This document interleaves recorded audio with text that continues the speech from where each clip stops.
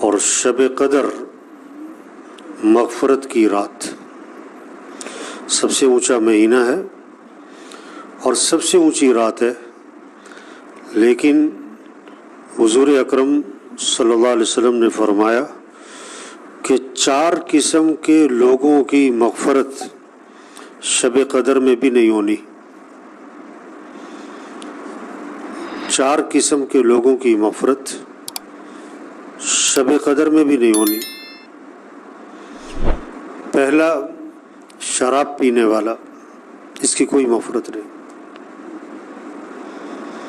یہ ام الخبائث، سارے گناہوں کی ماں، جڑ، بنیاد، تو اس لیے شراب پینے والے کی کوئی مغفرت نہیں ہے، اللہ کے نبی فرما رہے ہیں۔ دوسرا، ماں باپ کا نافرمان، چاہے پہلی صف کا نمازی ہو، ہر سال کا حاجی عمرہ کرنے والا ہو، اس کی مغفرت نہیں اگر ماں باپ کا نافرمان۔ ایک صحابی نے عرض کیا حضور ماں باپ کا کیا حق ہے؟ فرمایا کہ یا وہ تیری جنت ہیں یا تیری جہنم ہے،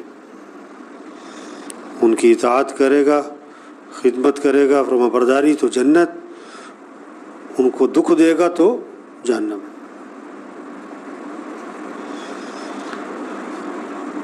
تیسرا، قطع رحمی کرنے والا، رشتے توڑے ہوئے،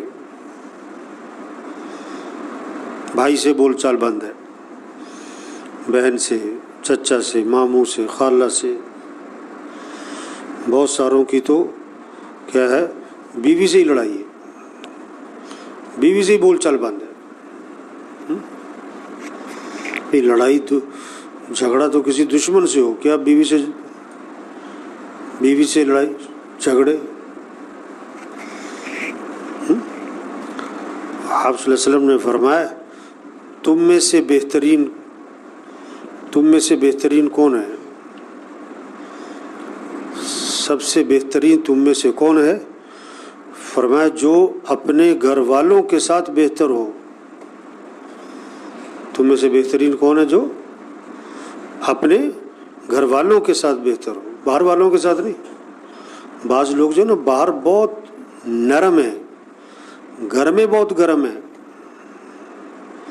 باہر بہت میٹھے ہیں، گھر میں بہت کڑوے ہیں،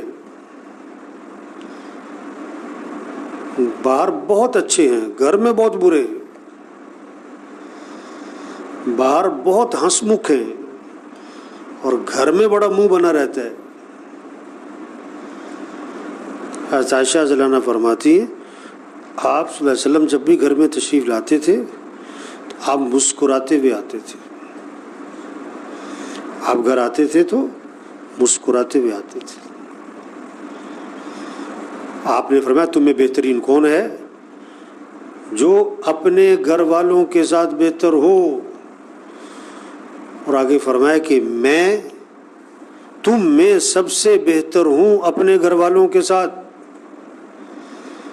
واہ واہ، کیسی بات ہے کہ میں تم میں سب سے بہتر ہوں اپنے گھر والوں کے ساتھ۔ جب بھی گھر جاتے ہنستے ہوئے، مسکراتے ہوئے۔ حضرت عائشہ رضی اللہ عنہا پیالے میں پانی پی تھی تو جس جگہ حضرت عائشہ رضی اللہ عنہا نے منہ لگا کے پانی پیا، اللہ کے نبی وہیں سے منہ لگا کے پانی پیتے تھے۔ ہڈی اٹھاتی نا کھانا کھاتے ہوئے، ہڈی سے گوشت نوچتی حضرت عائشہ رضی اللہ عنہا، تو اللہ کے نبی اسی ہڈی کو اٹھاتے اور جس جگہ حضرت عائشہ رضی اللہ عنہا نے منہ لگایا اسی جگہ سے منہ لگا کے گوشت نوچتے تھے۔ میں تم میں سب سے بہتر ہوں اپنے گھر والوں کے ساتھ۔ تو بعض لوگوں کا رویہ گھر میں ٹھیک نہیں ہے، بیوی بچوں کے ساتھ ٹھیک نہیں ہے، بہن بھائیوں کے ساتھ ٹھیک نہیں ہے، باہر بڑے اچھے بنے ہوئے ہوں۔ تم میں سے بہترین کون ہے؟ جو اپنے گھر والوں کے ساتھ بہتر ہو، اور میں تم میں سب سے بہتر ہوں اپنے گھر والوں کے ساتھ۔ ایک سفر میں تھے اللہ کے نبی، حضرت عائشہ رضی اللہ عنہا بھی ساتھ تھی، صحابہ بھی تھے. آپ نے صحابہ سے فرمایا تم آگے چلے جاؤ. آپ نے حضرت عائشہ سے فرمایا کہ عائشہ چلو مقابلہ کرتے ہیں، دیکھتے کون آگے نکلتا ہے. لو سید الکونین، سید الانبیاء اپنی بیوی کے ساتھ کیا لگا رہے ہیں؟ دوڑ لگا رہے ہیں، دیکھو کون آگے نکلتا ہے. تو حضرت عائشہ آگے نکل گئے. پھر ایک عرصے کے بعد آپ سفر میں تھے، آپ نے حضرت عائشہ سے کہا کہ عائشہ چلو آج پھر دوڑ لگا. تو اس وقت تک حضرت عائشہ رضی اللہ عنہا کا بدن تھوڑا بھاری ہو چکا تھا. اب جو مقابلہ ہوا تو اللہ کے نبی آگے نکل گئے. آپ نے کہ عائشہ اس دن کا بدلہ آج اتار دیا میں نے. یہ گھر کی زندگی ہے، گھر کا ماحول خوبصورت بناؤ. گھر کا ماحول پرسکون بنے گا جب آپس میں محبتیں ہوں گی، اور گھر کا ماحول کیا ہے؟ جہنم بن جائے گا اگر آپس میں نفرتیں ہوں گی. چوتھا، دل میں کینہ رکھنے والا. دل میں کینہ، کسی کا نقصان چاہتا ہے، بس پلاننگ کرتا ہے کہ اس کی ایسی تیسی، اس کا کاروبار کا نقصان ہو جائے، اس کے گھر کا نقصان ہو جائے، اس کا یوں ہو جائے. بس کسی کے بارے میں اس کا دماغ چلتا رہتا ہے، کس کا نقصان ہو. تو یہ 4 قسم کے لوگ ہیں کہ جن کی مغفرت رمضان میں بھی نہیں ہونی، شب قدر میں بھی نہیں ہونی. حالانکہ شب قدر مغفرت کی رات ہے. اس لیے بھائی دیکھیں ہم ان 4 میں سے کسی ایک میں تو نہیں آ رہے. یہ تو ہم کہہ سکتے ہیں یقین کے ساتھ کہ یہاں کوئی شراب پینے والا نہیں بیٹھا ہوا. یہ نہیں کہہ سکتے کہ یہاں کوئی ماں باپ کا نافرمان نہیں بیٹھا ہوا ہے، یہاں قطع رحمی کرنے والا نہیں بیٹھا ہوا ہے، یہاں کیا ہے کینہ رکھنے والا کوئی نہیں بیٹھا ہوا. یہ نہیں کہہ سکتے. ایک بہت بڑا طبقہ ہے، دل میں کینہ ہے، قطع رحمی ہے، ماں باپ کی نافرمانی ہے. عبداللہ بن مسعود رضی اللہ عنہ مجمع میں بیٹھے تھے، فرمانے لگے کہ جو ان میں سے قطع رحمی میں مبتلا ہے، جو اس مجمع میں قطع رحمی میں مبتلا ہے، اٹھ کے باہر چلا جائے. کیوں؟ ہم دعا مانگنے لگے ہیں، اور جس مجمع میں قطع رحمی کرنے والا بیٹھا ہو اس پورے مجمع کی دعا قبول نہیں ہوتی،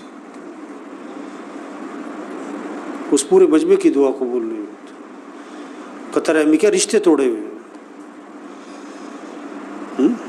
صاف حدیث میں آتا ہے قطع رحمی کرنے والا جنت میں نہیں جائے گا. تو بھائی رشتوں کو ملائیں، جوڑیں.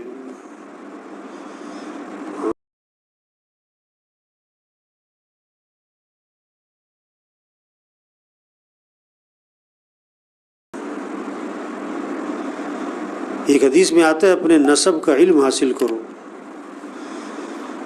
کیا؟ نسب کا علم. آپ کے دادا، پردادا، اوپر جاؤ لکڑ دادا، پھر ان کی اولاد کی اولاد کی اولاد کی اولاد، کہاں تک جا رہی ہے یہ شاخیں.